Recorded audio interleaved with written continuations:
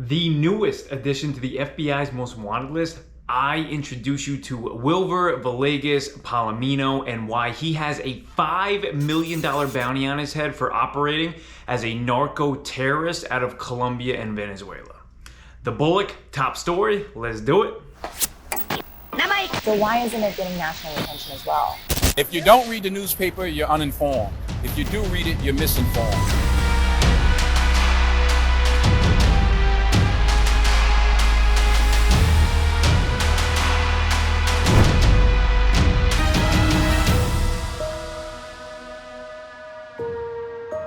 No one is talking about this. Officially being added to the FBI's most wanted list on April 14th, 2023, Wilbur Villegas-Palomino is described as a high-ranking member of the LEN group, aka the National Liberation Army that operates out of Colombia. They are classified as a terrorist group by the Colombian government, the US, Canada, the EU, and Venezuela's National Assembly. The FBI says the ELN is responsible for producing over 80% of the cocaine that enters the United States through Mexico. Wilver being placed onto the most wanted list comes almost 3 years after Wilver was originally indicted in the US back in September of 2020 for narcoterrorism and international cocaine distribution. Now, during the 2020 indictment, where 6 total ELN members were indicted altogether, 2 of the men were arrested in Colombia at the time and extradited to the US by the Colombian government. This was an absolute groundbreaking devastation to ELN, as in the group's over 60-year history, they have never had one of their members be extradited to the United States.